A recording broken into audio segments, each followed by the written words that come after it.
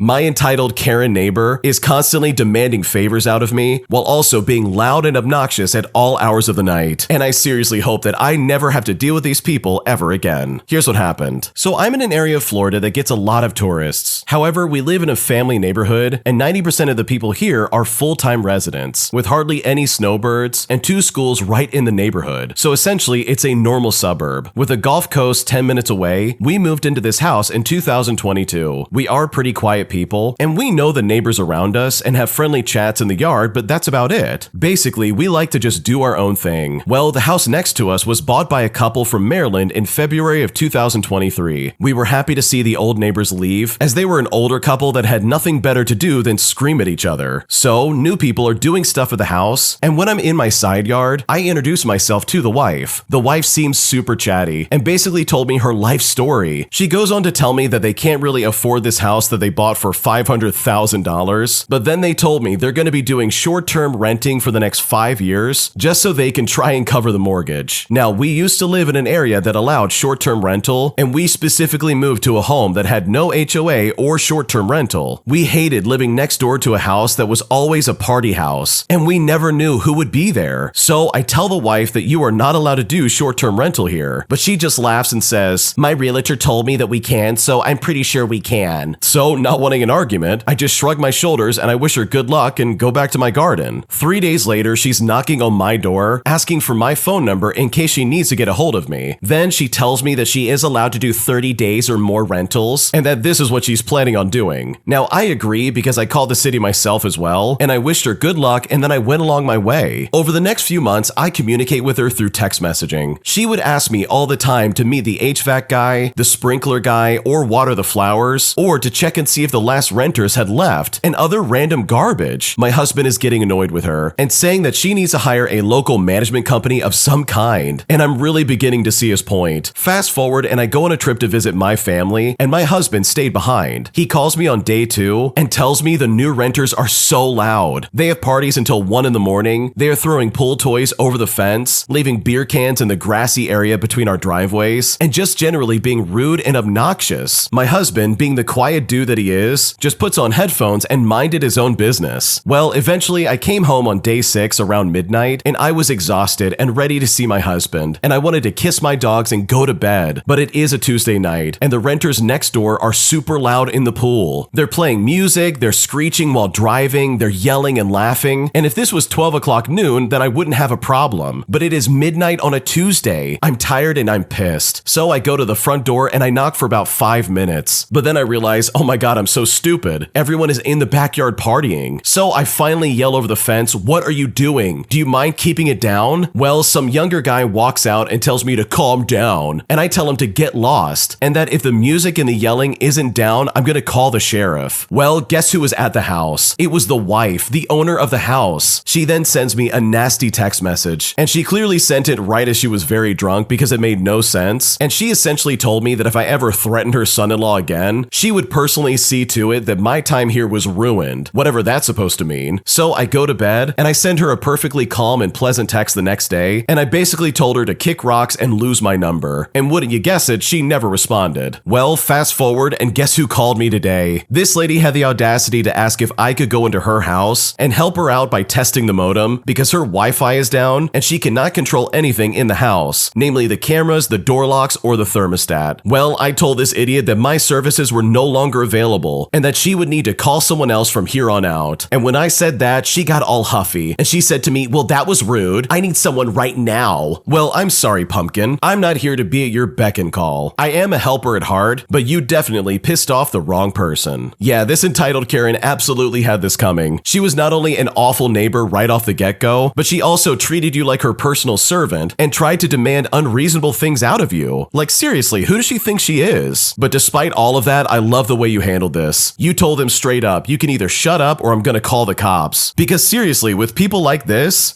might be the only way to get through to them and be like, wait, you cannot treat me like that. So good for you for standing up for yourself, and hopefully this lady doesn't give you any more problems. Because from the sounds of it, she sounds like an absolute nightmare to live next to. If you like Am I the Jerk, you're probably going to love Am I the Genius. Check it out, link down below in the description. Also, go to amithejerk.com/submit if you would like to submit your own stories. employees. My company's new entitled CEO demands that all of his employees swear loyalty to him and only him. So we decide to maliciously comply by literally throwing this guy a curveball he never expected. Here's what happened. So I'm a small worker bee in a company that got bought out by a much larger company earlier this year. Even though we were a small company, the teams were flexible and everyone helped each other. And the company was profitable, but not to the new ownership. Apparently, to them, our company was awful and needed to be immediately fixed with structure, hierarchy, and order. The managers I've worked so well with over the years are gone, and the new owners promised no change and that there was nothing to worry about, saying that everything will be the same, except that within a month, all the experienced managers who made the workplace so great to work for are let go. And what's even worse than that is that they've been replaced by emotionless walking husks resembling ghosts who have hammers as their only tool, and all of us are the nails. Never mind the incessant preaching of company spirit and loyalty and respect and company values. I mean, we all moan at these pep talks. We all yawn at the town halls. But then they make much less subtle threats. They say to us, oh, you're not a team player if you don't do all this other stuff. You need to work overtime or else that's not fair for everybody else. And they'll also actually complain if you leave on time again. The culture certainly has changed. I mean, for one, I didn't even dare to take off early to pick up my kids from school anymore. But finally, the toxic culture of fear and backstabbing. Every word said against the direction, even off the cuff in some kind of side chit-chat, and every facial expression or nonverbal gesture against the flow are immediately and harshly met with reprimands. For example, another worker bee was recently let go for restructuring despite having stellar work performance. And I guess it's because he just couldn't keep his thoughts to himself. So hopefully I painted a good picture of what life is underneath the iron fist that we deal with. Many of us are contemplating leaving, but the job market is quite depressing in our area. The cost of living is high, and we are afraid of being the neck that sticks out. So everyone just suffers in silence. The company recently appointed a new CEO who, in his opening introduction to everybody, demanded undivided loyalty to him specifically. It means we must follow his every direction. It means we must smile in his presence and be super upbeat. I think the expectation here is that we must cry like North Korean women in the presence of the supreme leader. So you want absolute loyalty? Well, I believe loyalty goes both ways, but we can show you loyalty if that's what you want. So we all got the message loud and clear. You want us to play Oscar-winning actors and actresses instead of actually getting work done and speaking our minds to make the company better? Sure thing, you got it. Now, for those of us who read and trust each other, we would have hours-long meetings with each other on topics that sound important but don't actually matter. We make sure our days are jam-packed full of discussions on how to move initiatives forward, but never actually discuss anything of substance, and never have aggressive action items to follow up on. And of course, we absolutely never forget to praise the leadership in the meeting minutes. Off the books though, there's lots of small talks, especially for the sake of team building. Whenever we're questioned by somebody higher up, we pull out the corporate roadmap and point to the initiatives we spent so many hours working on. We would defend our time with a budget that recently got rolled out and be like, look, we're doing what we need to do. We've even gone as far as requesting additional resources in next year's budget just to ensure that our very busy initiatives continue to make headway. So basically, we're creating the public perception of us being busy without actually doing anything. We were a lean, small company, but now we're a fat busybody where everything is bloated and compartmentalized. We shut our faces and we nodded. We clapped the hardest after every presidential speeches, and as a result, we lost money in the last several months. And I guess that's the price you pay to give one-sided loyalty, because trust me, all of us are still definitely looking for other jobs. Yeah, that sounds like an awful place to work at. Seriously, you've got a CEO being like, you have to be loyal to me. Like, that is so weird, and I just will never understand how someone would act like that. So good for you and your coworkers for sticking it back to this weirdo, and hopefully all of you can find a better job sooner than later. Am I the jerk for refusing to pay my neighbors for half the cost of fixing a fence on our property line, as they refuse to give me any kind of invoice to prove that the job has actually been done? Here's what happened. Ever since we moved into our house, the fence between us and the neighbors, let's call them Sharon and Will, has been leaning towards their side. Despite no changes since then, Sharon recently demanded that it be fixed because they think it'll fall over any day now. Sharon had a landscaper that was already doing a job for them, and she said that he could fix the fence as well. Now, he couldn't speak English, so Sharon translated, but I didn't really understand what they were going to do. All I got was that they were going to use concrete on the posts. I told them that I also knew a builder, and I got him to take a look as well. My guy came along and thought it was better just to rebuild. He estimated the cost of materials would be about $1,000, and then we can negotiate labor costs just a little bit. I told Sharon the next day, and she just waved it off, saying her guy could do it for like $500. He was apparently coming back after the weekend, so I just waited for a proper quote. Well, 1 week later, Sharon texted to say that the work was done. The price was $600 and asked me to send her $300, meaning that she never gave me a proper quote. I told her I'm happy to split the cost, but I asked for an invoice and a description of the work done. She said that it was a cash job, and then she said to me, "I thought you were my neighbor. Just give me the money whenever you're free." But I reiterated that because this concerns my property, I need a record of the work done and payments. But she again said that because it was a cash-only job, that there won't be an official invoice of any kind. I also asked about warranty, and she said it would be for 12 months. Later on, I had a look at what they had actually done, and all I saw was just 2 temporary wooden posts supporting the fence. The guy probably dug around the problem fence post and poured some concrete around it to fix the fence post in place. So needless to say, it did not look like a $600 job. I ignored her for a week while seeking advice from my local community center, who said that the costs of repairing a fence on a boundary are shared by the properties concerned, and that I'm within my rights to ask for proof of work done. I told Sharon that I was very unhappy with how she had gone about things, and that when dealing with a neighbor, there is a responsibility to make things proper and keep official records. I told her straight up, I cannot make any payments comfortably until I get that invoice. My main concern is that Sharon might be getting us to pay more. Sharon and Will look to be in their late 40s, and we're in our late 20s, so they might think that we're some kind of easy target. The landscaper was already working on another project for them, so we may just be helping them cover their cost. I'm also unhappy with a warranty being only for 12 months, as it really seems too short for a fence. Lastly, I'm concerned that if Sharon and Will move anytime soon, and the fence falls down again, then I would have no way of contacting or communicating with the landscaper, or having any proof they had a job done in the first place. So am I the jerk in this situation? What should I do? No, you are definitely not the jerk for wanting an invoice from these people, because it really does sound like they're trying to scam you. Like seriously, all you need is like some kind of like written document saying how much it's gonna cost, as well as, I don't know, a copy of the warranty. Like if there really is a warranty for what, 12 months? Then there should be something written down to prove that, shouldn't there? And I just love the fact that Sharon's trying to be like, oh, we're neighbors, just pay me, like what's the problem? Like that kind of guilt tripping is not gonna fly in my book, and it's so good to see that the original poster is not gonna take that either, because in my opinion, she's absolutely trying to play you. And unless you get something in writing stating this is how much it's gonna cost, then in my opinion, you should not have to pay them until you receive it. Am I the jerk for finally telling off my mother-in-law after the way she's been treating me for several years now? Because right now my husband says that I'm at fault, but at this point I really don't know what to do. Here's what happened. So my husband and I are in our early 30s, and we've been married for a few years, but we've been together for 11. Throughout this time, we've often argued about my in-laws' behavior, but more specifically my mother-in-law. There are many examples I could make, but to sum it up, she has been controlling not only to my husband, but also to me, even going as far as pressuring my husband to make me do what she wanted regarding situations that didn't concern her at all. She's also been disrespectful towards me, as well as overall invasive and demanding. I mean, you name it, she's done it. The only thing she has not done is directly insult me to my face. I kept telling my husband I was over their behavior and to please put a stop to it, but he never really acted decisively, so my mother-in-law never really stopped. Time after time, I would put up a happy front and bite my tongue not to cause any drama, but because everything just keeps piling up, I'm always on the verge of blowing up whenever I'm around them. I told my husband I would like to limit contact at least for a while, but he insists that we go and visit. My husband is also aware of how much I'm affected by this. So anyways, we meet up, and my mother-in-law starts with her usual antics. Now I stay quiet until I've had enough, and then I start talking back to her. Now I did not insult her, but I wouldn't let anything slide like I usually do, and highlighted every inappropriate or invasive comment. Well, when I did this, she was surprised, and asked me what came onto me, stating that I never acted like this, and so on and so forth. Well, in a fit of rage, and mind you, I wasn't yelling, and while speaking calmly and slowly, I told her that she's been disrespecting me for years, and that this is what she was getting now, and that now that she's made her bed, she now has to lay in it. Well, things got tense and we ended up leaving. I am upset, but finally, I feel liberated for standing up for myself. My husband seems torn, and obviously my mother-in-law is livid. My husband has now said that he agrees and understands my emotional state on the matter, but also wants to keep the peace and to just apologize. Well, I refused, and said I would only be open to revisit the relationship if I see some changes and effort to at least be cordial and mutually respectful, while also stating that I absolutely will not apologize for anything I said, because I mean it and I would do it again. Now, I also reminded him that he had many chances to stand up to them, and that I also said no one involved would enjoy it if I had to stand up for myself, and he just never took me seriously. I also said I never insulted her or yelled at her, so apologizing for my reaction to her comment sounds incredibly backwards. So am I the jerk for what I said and for not budging on this? Because right now I really don't know what to do. No, you are definitely not the jerk because this mother-in-law clearly had it coming. Like, you explained this to your husband multiple times. Either he can fix this situation or else you're going to fix it. And from the sounds of it, he definitely knew that you are not the person to trifle with. So no, you are definitely not the jerk because the way your mother-in-law was acting was completely inappropriate. My boyfriend is constantly teasing me with his money by saying that he's going to buy me all these expensive things but never following through. And at this point, I am so confused and I seriously don't know what to do. Here's what happened. So my boyfriend and I have been together for almost 2 years now, and I've noticed a weird pattern with his enjoyment of teasing me with luxury items. He has a good job that apparently earns a good living, and he has bragged in the past, stating that last year he made over $1 million